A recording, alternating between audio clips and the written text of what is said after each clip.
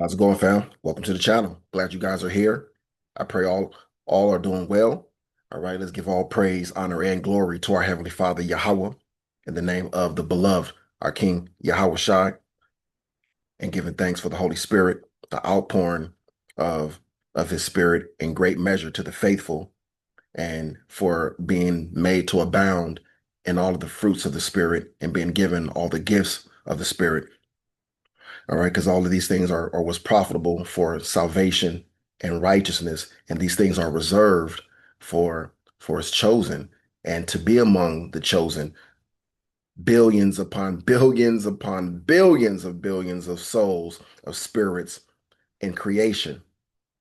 And we know that the minority, the extreme minority at that, are his chosen, are his elect, are considered righteous in his eyes, not in our own works or our own doings, but in his eyes, because we are covered by the sacrifice and by the blood of our Lord Yahweh Shai. So we're going to go ahead and get into this one. You know, this is part two of understanding Second Ezra's chapter 16. And this section shifts from mass depopulation and famine into the emotional weight of survivors, also the collapse of society, and Yahweh's reminder that sin is the root of judgment. This is most important for us to understand at these times. All right. You know, I love the Most High, man. I love what he does. And he reminds me of things all the time. You know what I mean? Like, right now, looking at the world, man, I just finished having this conversation with my wife. Like, just pay attention. Like, we are so blessed. Like she was saying, and she was saying, I'm so thankful, to you for the man you are, and the husband you are, and the father you are, and the leader and the head of the family that you are. And, without you, I don't know where I would be and what life would be like. And I don't even want to know. And, I understand that sentiment, right? Because of the chain of command. Without Yahweh Shai, man, like I don't know where I would be. I don't even want to know. I don't even want to know what life would be like if I wasn't under his covering. And that was her sentiments. Like, I don't even want to know what life would be like if I wasn't under under your covering, if I wasn't with you. You know what I mean? And that's the feeling that the believers should have, for our Father Yahweh and our King Yahweh Shai. Like, I don't know where I would be, and I don't really care. I don't want to know. I don't want a glimpse of that life. All right. But again, I remember, every day, man, that it's all about the remnant. It's all about the few and not the many. All right. So again, I live like this and I understand when I see things like I know that YouTube is, suppressing, views and subscribers and likes and all of this. They're suppressing my channel from being, viewed, my videos from being viewed. This is what they do. They do this periodically, to me. They shut me all the way down, damn near, and then they let me out of the cage for a period of time and allow me to run loose for a minute. But you know what? I know that's nothing but the Most High, right? Because it's His show. I never forget it's His show. And when He does that, He's saying to me, son, I don't want everybody to follow you. I don't want everybody to hear you. I don't because he in other words, I don't want everyone to hear me. My sheep hear my voice. And one way he makes that happen is he prevents other people from being able to hear his voice. Sometimes he can use the algorithm. It's his. It belongs to him. All right. Remember, it's all about the straight gate, the few and not the many. All right. The few and not the many. Only a remnant are going to be saved. Right. What does it say about the straight gate? And few there be that find it. All right. And then even among the few that find it, even a smaller few of those are going to actually walk through it. All right. So I want to remind you of that in case you're going through your daily lives and you're dealing with family or friends and people that you care about and they just won't listen. You can't make them see. No matter how you try to teach it and no matter what you try to show them, they can't see, they can't hear, they can't understand. It's not for them. And as a matter of fact, don't be surprised if and when the Most High removes people out of your lives because He doesn't want them to be that close to you to leech off of your blessings. He don't want them to be blessed by your blessings. You understand? He really wants to bless you, but he has to remove people out of your life first who he doesn't want to be. blessed by you or through you.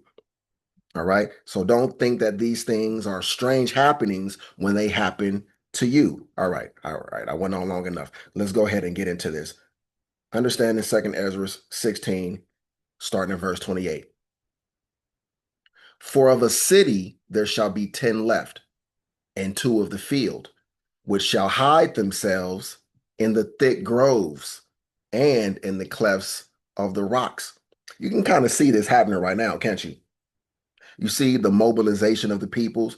You're paying attention, all of these people trying to uproot, thinking they're going to, quote unquote, leave Babylon, leave America, and go be safe and go be prosperous or better off somewhere else. They think they're going to be able to hide and escape judgment. Not going to happen. A lot of people are freaking out talking about how, look, you see all the rich people are leaving. They're all leaving. Something's coming. They know something. Yeah, something's coming. Yes, they know something. They know, they kind of know what you know, but what they don't know is that they can't run anywhere to get away from it. They think they're gonna go hide in their underground bunkers, right? They think they're gonna go hide in their mountain bunkers and be safe from what's coming. They think they can go to another country and be safe. Not gonna happen. You know, stay put. Trust in your salvation where you are. All right. Verse 29, as in an orchard of olives, upon every tree there are left 3 or 4 olives. Or as when a vineyard is gathered, there are left some clusters of them that diligently seek through the vineyard. Even so, in those days there shall be 3 or 4 left by them that search their houses with the sword. Look at the imagery. Picture what's happening. All right, this is the time after, again, mass depopulation and calamities. The cities are going to be nearly empty. Survivors are going to hide in caves and forests. And like when olives or grapes are picked and only a few are left behind, so only a handful of people are going to remain after judgment, the remnant. It's all about the small number of people being preserved and being saved. It's not for most people. This truth isn't for most people. It's for the very few. Okay? The Most High doesn't plan to save everyone, and He doesn't want to save everyone. All right? That's why He's made the heart of the people fat, gave them ears that they should not hear, and the eyes that they cannot see, and hearts that they should not understand, so that they can't convert, and He should heal them. He doesn't want them to convert, doesn't want them to repent, doesn't want them to change. All right? He wants them that are filthy to be filthy still. And He decides who's filthy, because remember, He sees you as clean, even if you aren't clean yet. So when He says, and let them who are filthy be filthy still, He isn't saying that everyone who is filthy right now, they're all filthy, let them stay that way. No, no, no. He means filthy in His eyes, because He knows who's filthy right now in their living, but they're going to change later. They're going to come out. They're going to be those 11th hour individuals, right, who run to righteousness. He already sees them as righteous already. He knows it's just a matter of time for them. But for the people who He knows are going to remain filthy, they're not going to change. They're not going to repent.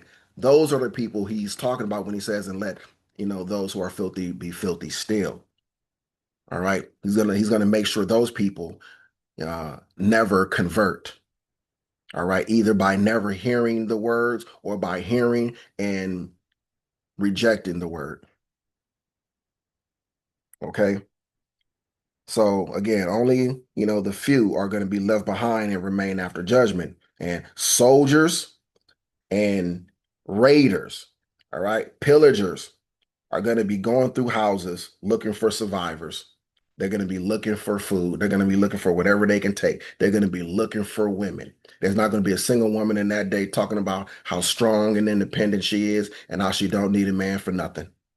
You see, that's the beauty of the Most High. Women don't understand right now that what's happening right now is the Most High allowing wickedness to reach its apex, to reach its crescendo, its climax. He's letting wickedness abound. right? Look at his sense of humor. All right. He's about to bring a time when women are going to be in danger and completely dependent upon men. So right before that happens, he's giving them this spirit of I don't need you, I don't want you, I don't like you. Why? Why is he doing this? Because he wants most women to die, to perish, to not be saved. So he's causing them to develop, to have the spirit and the mind that would cause them to not be saved. You get what I'm saying? This is his work. You got to see it. You got to know what's happening. This attitude and this wave and this feminism and everything that they have, it's not by accident. It's by design.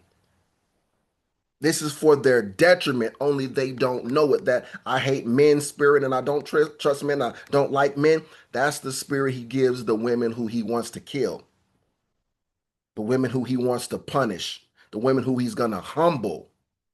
He's letting them get this arrogant, prideful nature right now because he's going to make them regret it. The same way he's doing with our enemies, right? They are extremely proud and prideful. Look at their anger and their hatred towards us. It's increasing right now, right? Because this has to happen before what's coming next. So you got to know what the Most High is doing. When you know him, you got to see where things are going. One, he told us where things are going, but when you're looking at the world, you should see his method now. He told you what he was going to do. Now you should be able to look at the world and say, "Oh, so that's how he's going to do it. Oh, so this is how he's doing it. Got it. Okay." And see, that's why brothers, sisters, we get the few, faithful, right? Those of us who can hear words of reproof and correction and accept it and not be troubled by it and not be vexed by it and not be offended by the truth. Those of us who stay faithful, right? And stay in love with the word, and you're able to still follow and listen to a man of the Lord, even though he's talking about wicked people. All right. If you're not wicked, you should have no problem. All right. But I spoke about wicked women and watched the women who were pretending to be righteous, watch them flee. Why? Because they can relate to wicked women. When I spoke about the wicked women, they felt personally attacked. They couldn't see a difference between the wicked women and themselves because there was no difference between the wicked women and themselves because they themselves are wicked. They identify with the wicked women. So they had to get out of here. Pew, they were gone. Praise Most High Yahawah, Ba'ashem Yahweh Shai for that. All right. For removing the evil and the wicked from among us, for causing them to show themselves and to get out of here. You shouldn't be comfortable around wickedness, and wickedness shouldn't be comfortable around you. If they're comfortable around you, it's because birds of a feather. You understand what I'm saying? I don't want wickedness to be comfortable around me. I want anybody, who was not righteous to be uncomfortable around me. So I am going to speak freely through the Holy Spirit. I'm not going to try to pander. I'm not going to try to kiss nobody's asses. I'm not going to tap dance and soft shoe, you know what I'm saying, in order to have subscribers. I don't care. I don't care about subscriber count. That's irrelevant to me. That's something for worldly people to think about and obsess over. All right. Yahushua had 12 disciples. 12. How many Israelites were walking around during his time? He chose 12 disciples, right? One of them was wicked, and he had a wicked mission to fulfill. But he came and he chose 12. He didn't choose many. All right. And I'm here for the same thing. Remember, he's our example. What they did to him, they would do to us, and we're supposed to walk like him. I don't expect a bunch of people to make this walk or make this journey with me, not even among my family. I can look at my family as a whole, not my family as in my household. I'm talking about my family at large, right? And I'm one of very few who are in this truth and who understands what I understand. You see what I'm saying? And that's just the way. All right. So again, don't think anything strange of it. All right. It's only about the few. All right. And that's what's going to happen. The raiders are only going to find a few.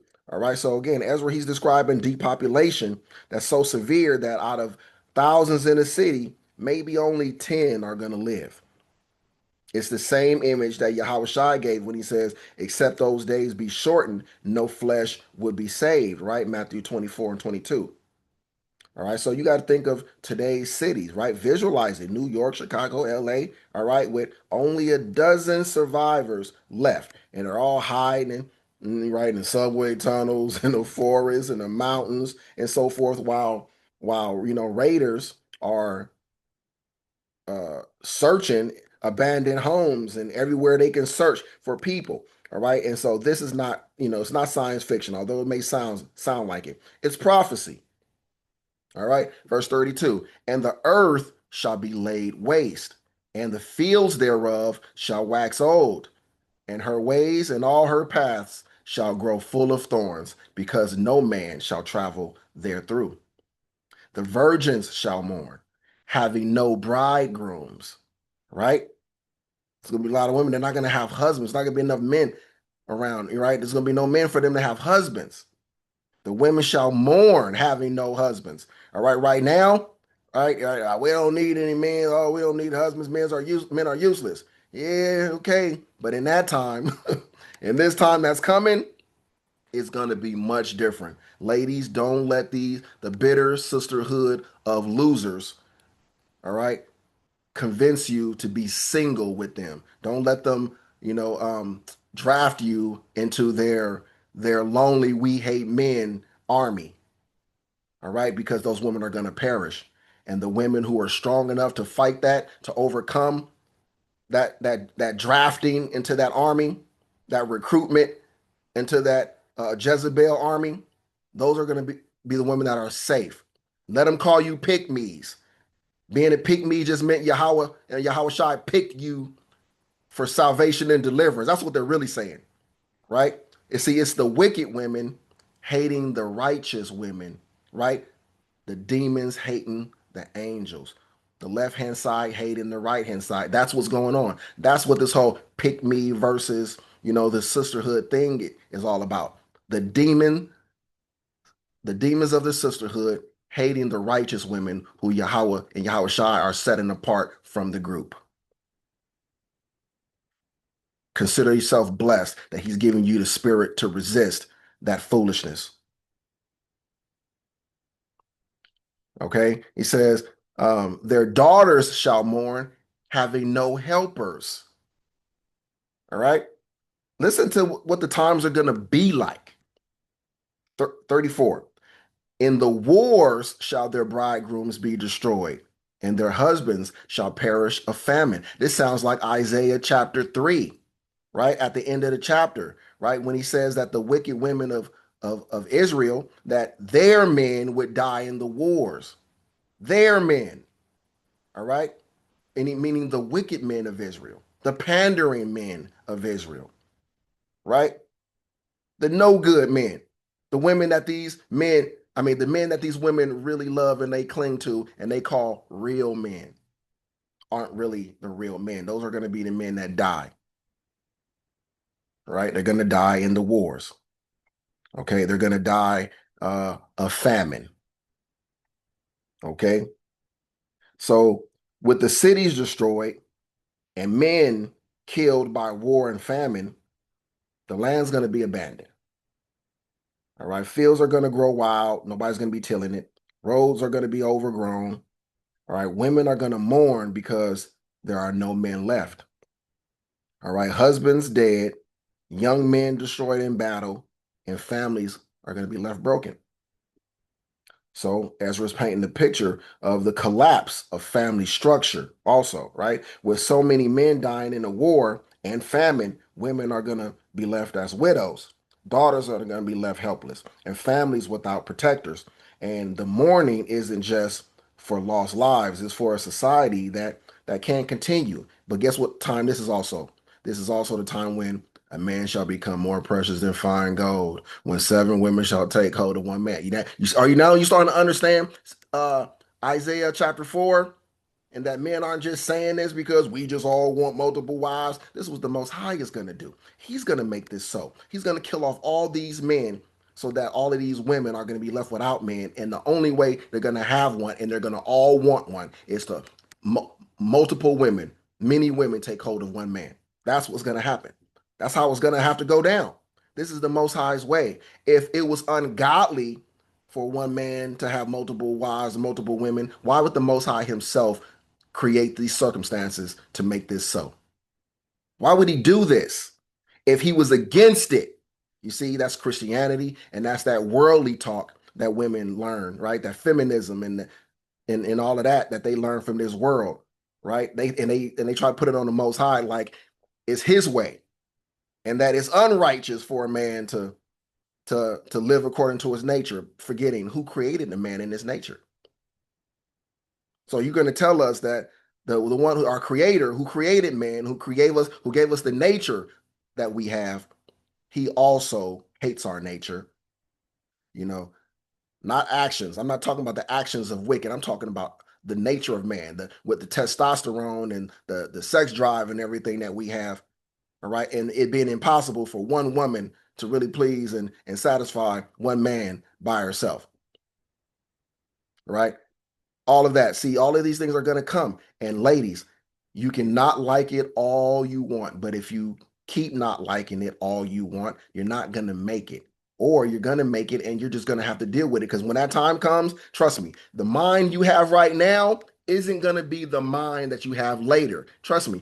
7 women shall take hold of one man. You think that it ain't going to be a bunch of women who previously never would have had that thought, never would have been okay with that?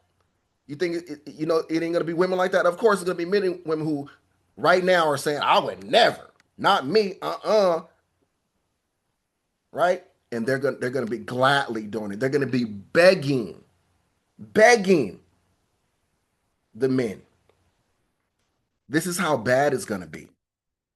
You better be getting your minds right for what's coming, or you're gonna miss the boat, so to speak. You're not going to make it inside of the spiritual ark when the storm comes. Just think about the times of Noah, him and his family being in that ark and that ark being closed up and then the rain starting. And all of those people who heard Noah preaching and warning about the rain for 120 years and didn't believe him, scoffing and mocking him, all of a sudden now, here they come in a panic, trying to get inside that ark and it won't open. It's too late. Once it closes, it's over. Once the storm starts, it's over. It's too late. Right now, you better seek the Most High while he may be found of you.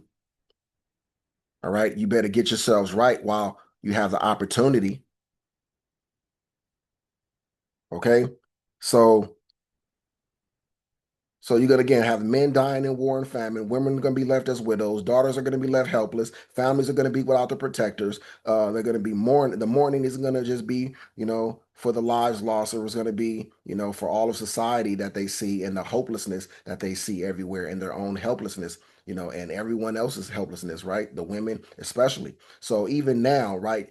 High incarceration, gang wars, military conflicts, all right, and so many other things, right, have left women outnumbering men in many communities.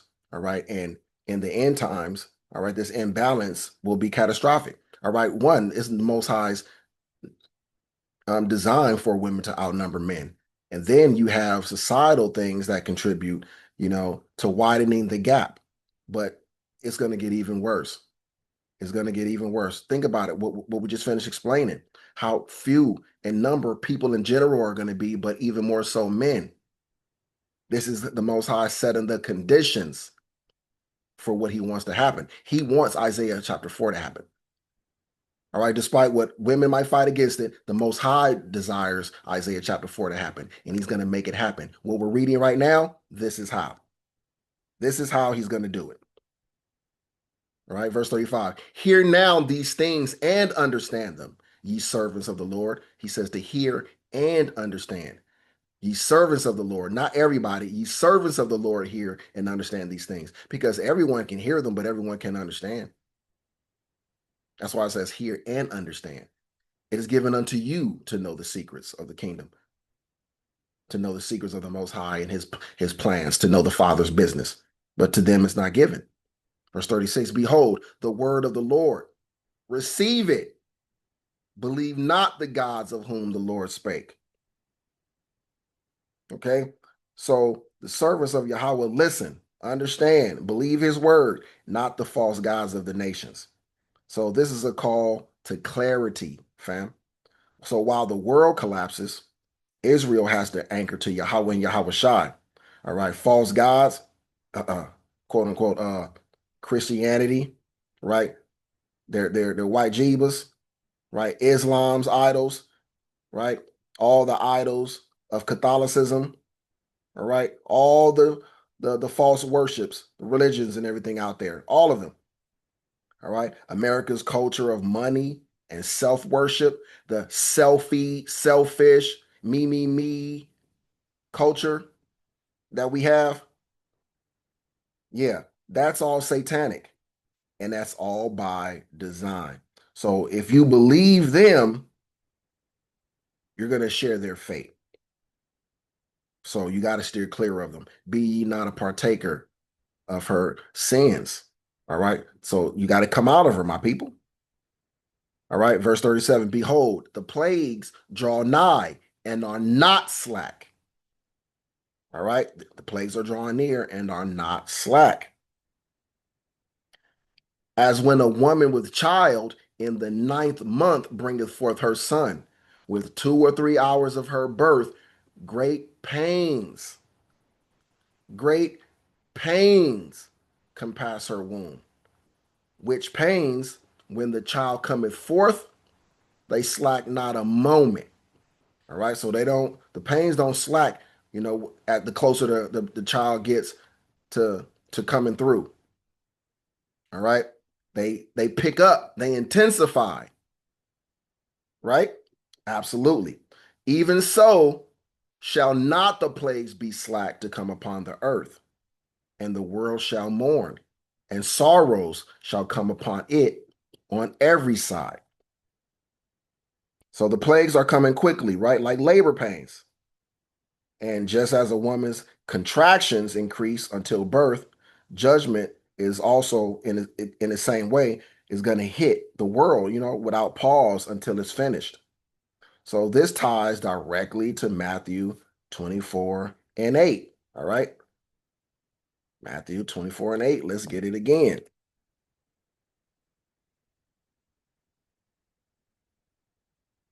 All these are the beginning of sorrows. All right. These are all the beginning of sorrows. So sorrows is equivalent to the contractions. So Ezra and Yahweh Shai both use birth imagery. All right. When the pains start, they don't stop until the child or the kingdom is born. This is how our kingdom is going to be born, Israel. All of these things must happen. You should desire them to happen. Don't hear these things and get so terrified that you don't want them to happen. No, this is for you. He's doing this for you. If you are beloved of him, these things are happening for you. All right. So don't you be terrified. All right. Remember, a woman can't say, stop the birth. Once contractions begin, the child must come.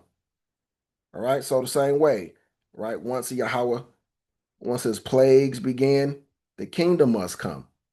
It's on its way. All right. And anybody in the way is going to get steamrolled. All right. Being in the way, you know, is equivalent to hating this word, not wanting his will to be done, not wanting his way to be the way, to be the way. All right. If you want any other way of life besides what he says, you are in his way. You are subject to being steamrolled by the new kingdom coming in. All right. Verse 40. Oh, my people, hear my word. Make you ready to thy battle. And in those evils be even as pilgrims upon the earth. Listen, and we're about to get into this part right here, and I just finished, having this prayer, talking to the Most High last night about this very same thing, man, because, every time the Most High allows me to enjoy something, he gives me something new, because I'm extremely blessed, right? Me and my household. I remind myself that I'm thankful for these things right now. These things aren't meant to be forever, but the Most High, He loves us so much that He takes care of us in our captivity. He shows us great love and grace and mercy and abundance in our captivity. But we got to remember not to hold tight to these things, that these things are just for our usage right now. But the time may come when we have to lose these things, when you have to be willing to lose them, when you have to be willing to walk away from them, from the things of this world, right? Be as using this world and not abusing the world. But go ahead, let's get into it. Verse 41, he that selleth, let him be as he that fleeth away, and he that buyeth as one that will lose.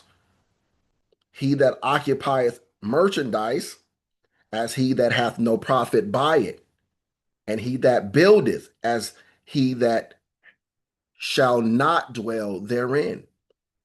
He that soweth as if he should not reap. So also he that planteth the vineyard as he that shall not gather the grapes. They that marry as they that shall not, as they that shall get no children. And they that marry not as the widowers. All right. All right. So he's telling us to prepare for battle, right? In those days, our days, live like pilgrims. All right. Travelers without permanent homes. Don't get tied, to your home. You might have just bought a new house. That's great. Congratulations.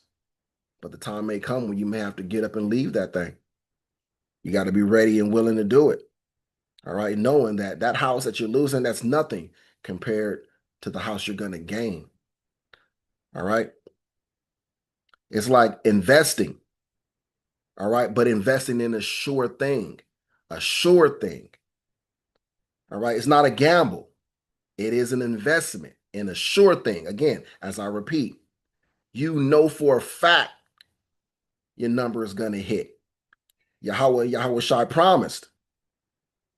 Go ahead and throw away those few dollars to gain a lot. Forsake the little to gain a lot. This is where we have to be in our thinking, all right? Don't have this scarcity mindset where you believe, resources are scarce and the Most High can't replace what you lost.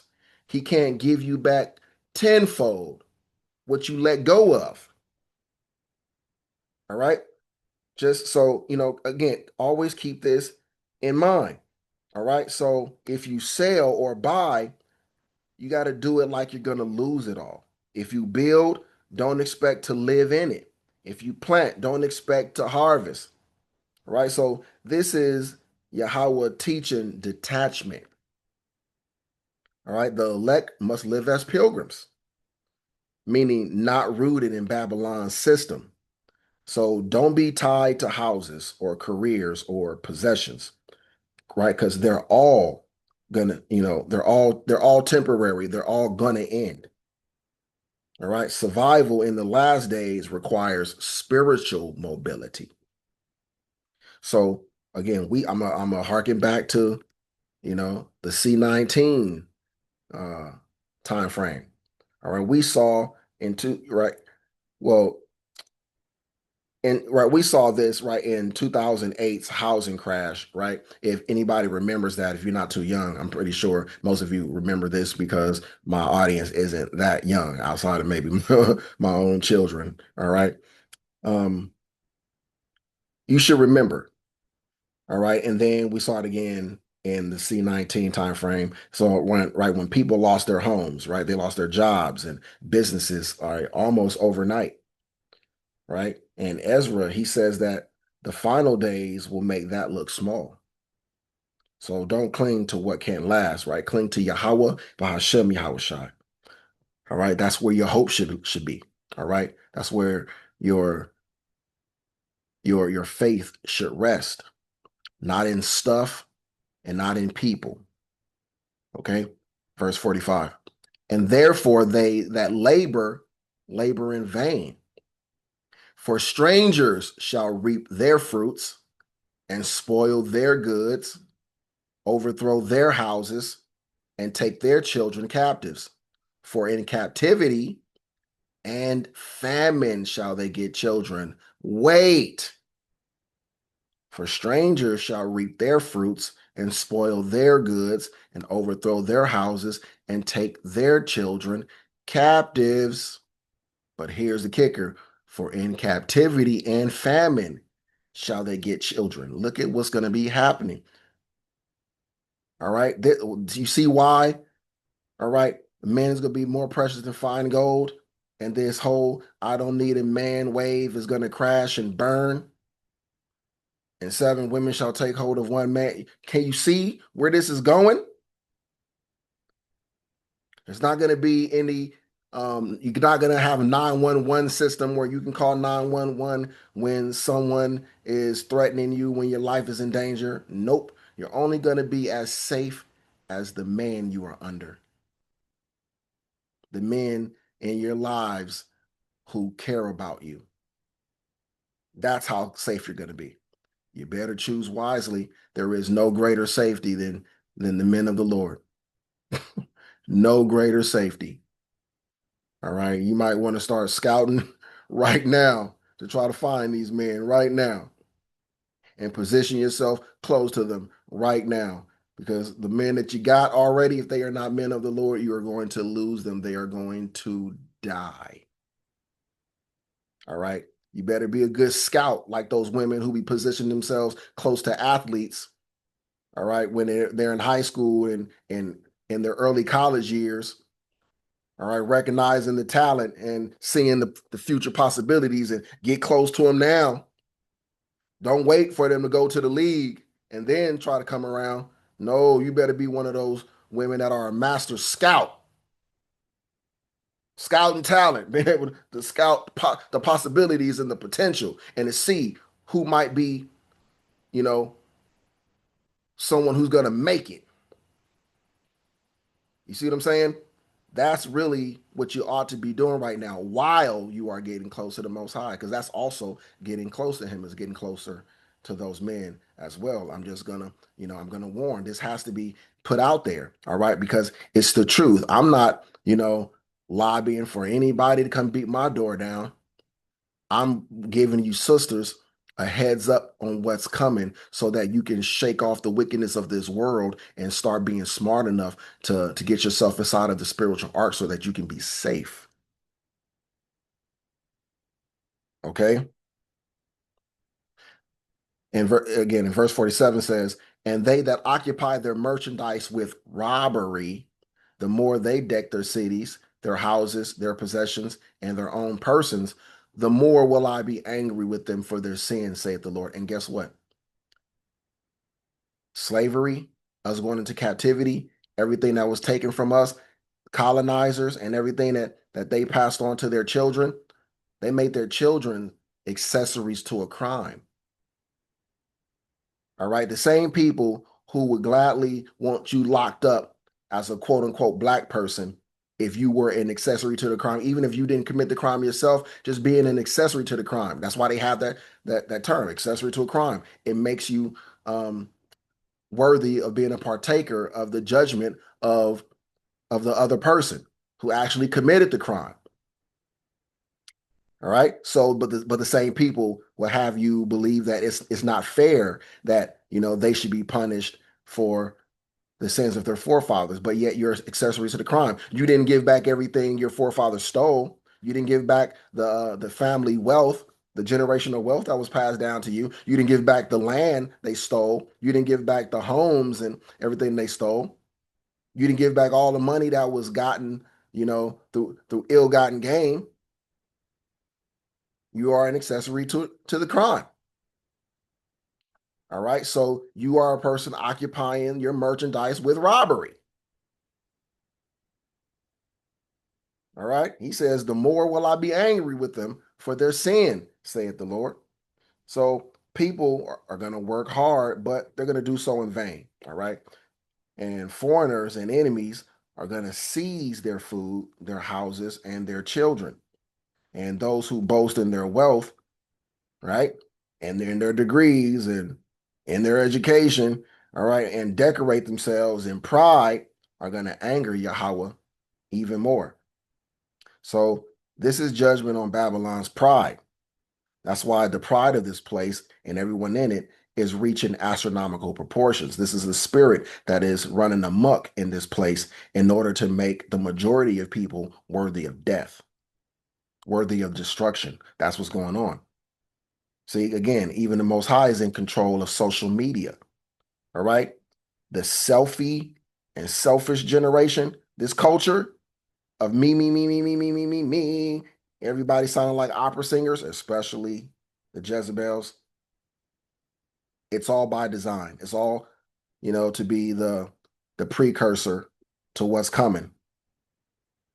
All right. And so they're not going to be able to escape, and they're not going to be able to say it's not fair. Because he's going to be able to point to them and show them themselves and say, look at you. Let me show you who you are. Let me show you why you deserve it. Let me show you why you deserved it. Right? Talking to them after that death and in judgment when they're raised up, right? So, people, live in luxury while others starve. All right. They're boasting in their houses and cars and their stuff. But Yahweh says it's all vanity, though. And strangers, foreign nations, invading armies, and so forth, are going to seize what they worked for. So this matches what's already happening with wealth inequality. Billionaires are flaunting their possessions while others are losing their homes. And in the end, the tables flip. Their riches will be spoiled by invaders. Right? This was coming. Verse 49. Like as a whore envieth a right, honest, and virtuous woman. Oh, it's the Jezebel versus the pick me.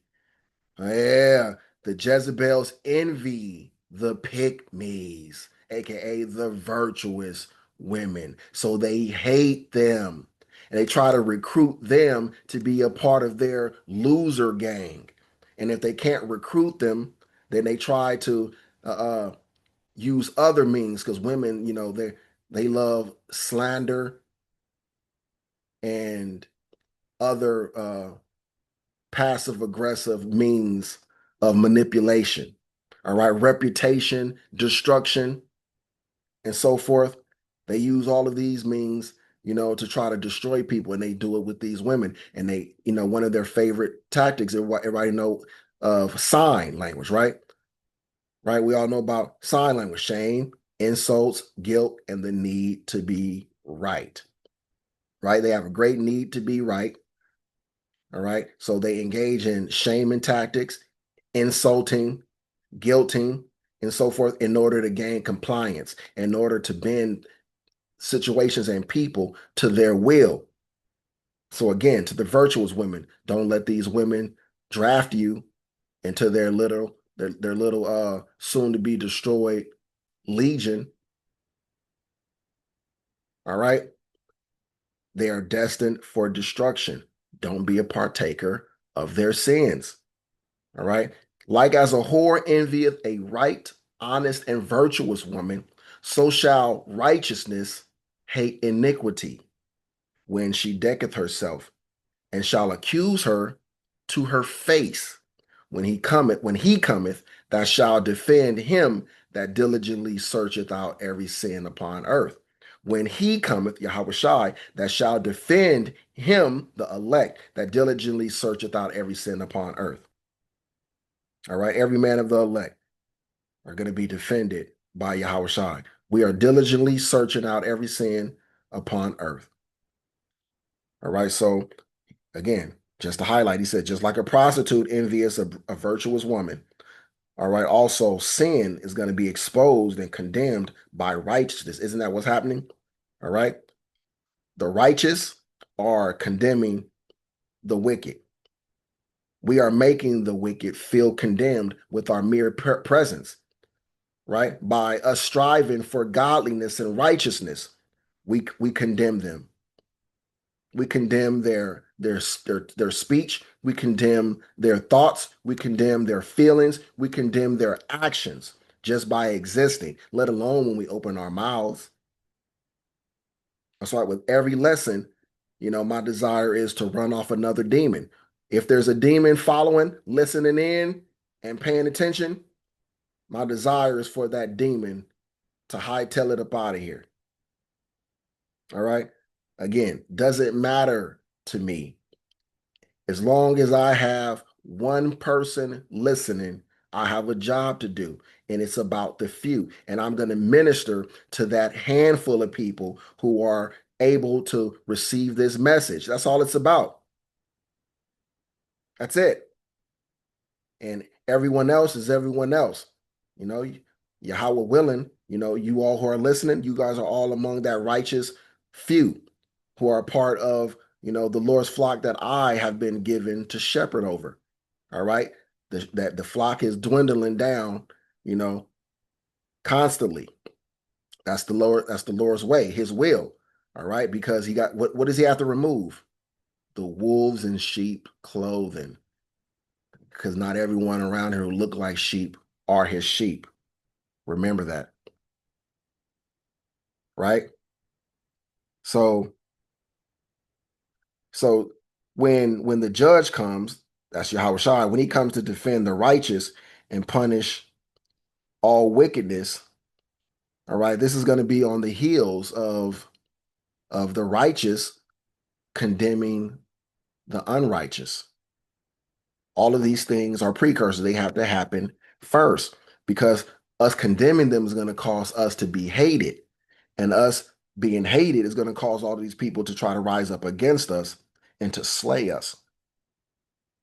So we're going to need for Yahawah to come in and to come save us. We can't save ourselves, but we trust in his salvation. So we keep doing the work. We keep being righteous. We keep condemning the wicked, knowing that, yes, they're going to turn on us, but there's nothing that they can do against us because we are in his hands where none can pluck us out. So Ezra, he's describing the final clash, right? Righteousness, right, is going to expose sin the way a virtuous woman exposes a harlot's shame. You see, just a woman being virtuous, just her mere existence as a virtuous woman, just her, being on display as a virtuous woman, all right, condemns the harlot, brings them to shame. See, that's why they hate good women, virtuous women, existing and coming out and speaking, right? Because it shows their own shame. Right. See, they need all women to be wicked together so that there is no contrast. So it's not like, oh, these women are horrible over here. It's just like, oh, no, that's just women. They're all like that. Right. That's what they want. They want all women to be horrible and undesirable so that they themselves don't be highlighted as being horrible and worthless. Right. It just looks like, hey, this is all women. You have nothing to compare me to. You have nothing to contrast with me. Right. You you can't get better than me or more than me or different than me. Every woman is just like me. This is You ever wonder why they work so hard to convince all other women to be just like them? The bitter women try to convince all the other women to be bitter too. The ones who hate men try to convince all women to hate men too. The ones who hate being married try to convince other women to be hate being married too. Right? The ones who are leaving their husbands try to convince other women to leave their husbands also, right? The ones who are alienating the father from the children, trying to convince other women to do the same thing. They don't just do wickedness alone. They try to draft other women into their wickedness to all be, in it together, right? That's what they do. And this is why they do it. All right. But Yahawah he's going to search out every sin upon earth, and no hidden evil will escape his eyes. Right? Verse 51. And therefore be ye not like thereunto, nor to the works thereof. Ladies, fellas, and ladies, but ladies especially, listen up. Don't be like these other women. All right. You got to be fine with not being part of the social circle. You got to be okay with not being friends with all these women, with not being liked. You got to be okay with being hated. I know it's hard because it's a woman's nature to be social, to want to be part of the group. You got to fight that though. You got to fight that worldly nature, that worldly feeling and desire to be part of the group and be happy with being set apart. Okay. And so, where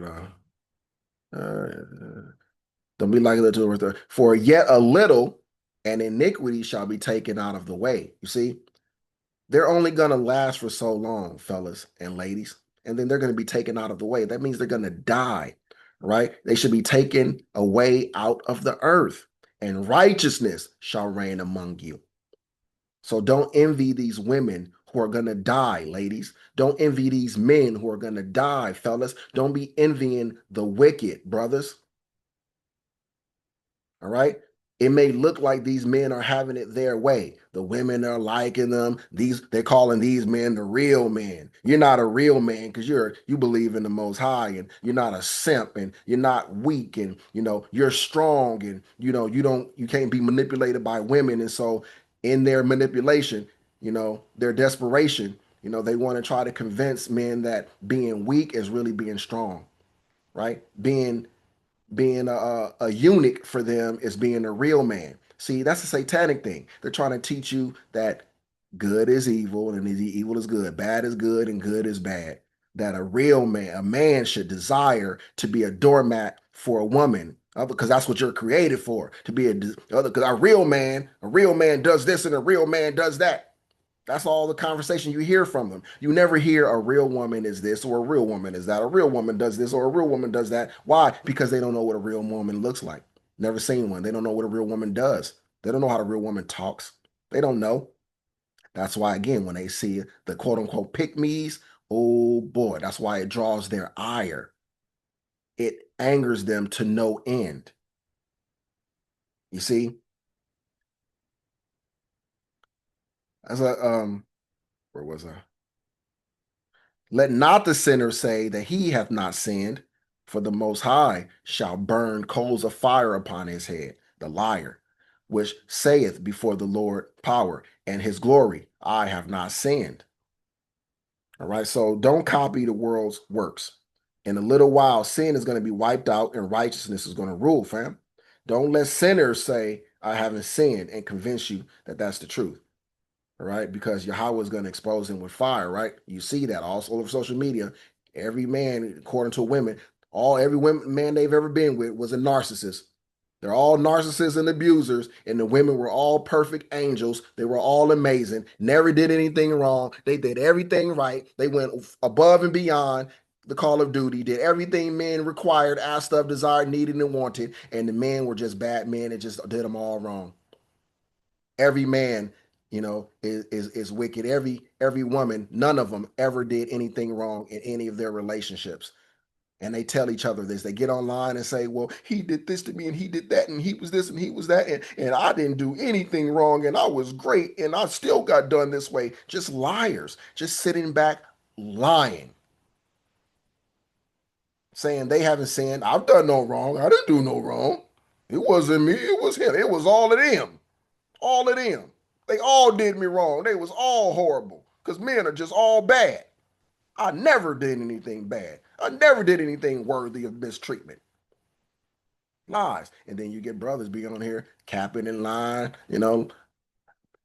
being the captain of line.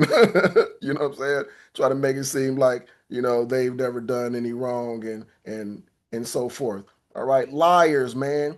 Liars. The whole lot of them. You dig what I'm saying? But they're going to be exposed right with fire. So this is the transition point, okay? After the devastation. So Yahawah, through Yahweh Shai, all right, he's going to purge sin and he's going to establish righteousness. All right, but hypocrites, aka those pretending that they haven't sinned, are going to be exposed. And you can't hide sin from the Most High, but you can hide it from men. You can lie to men, but you can't lie to the Most High. He knows what's up. He knows the deal, right? So you can lie to people so long that your lies become your reality and you forget, right, that your lies were actually lies. But you can't convince the Most High to forget who you are. All right. And that's all that counts. All right. So the wicked are going to be buried, all right, by their own wickedness. They're going to be burned by denial. Okay. So the righteous are going to be purified by fire, right? By tough times. That's what the fire is, not literal fire, but adversity. That's fire. Obstacles, fire. All right. And so that's the difference between destruction fire and refining fire. Okay. Because we're going to get the refining fire. We're getting the refining fire, and they're getting the destruction, the fire of destruction. All right. Be ye separate, that ye be not a partaker of their sins, fam. This is important. See, this is again, I understand why the Most High wanted to get most people, a lot of people out of here, while he got the algorithm, you know what I'm saying, being used in a certain way that, that a lot of folks aren't going to be able to get these lessons. They're not going to be able to get these messages. They aren't going to have the transfer of this spirit that I come in to affect them, to help transform them for the better. So if you're here and you're listening, if you just made it, to your ears, if this came up in your recommendations, the Most High loves you. He loves you. He stopped this from being seen by most people. Again, I got over 3,000 subscribers, right? And nowhere near that many people even get to see my videos being posted. They don't come up. They aren't being shown.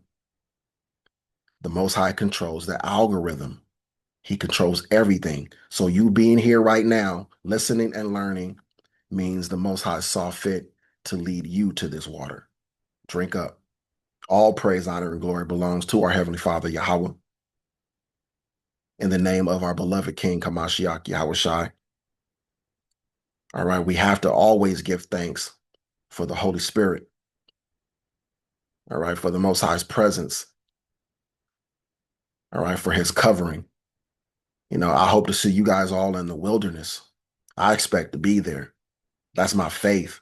All right. Not not me having a lack of humility. No, that's my faith talking. All right. And again, so I'll see you guys on the next one, Yahawah willing. All right. I love y'all, man. Be blessed out there and be a blessing to someone else when and if you get the opportunity. All right. I'll see you guys on the next one, Yahawah willing. Y'all know what I'm saying? Each one, reach one. Shalom.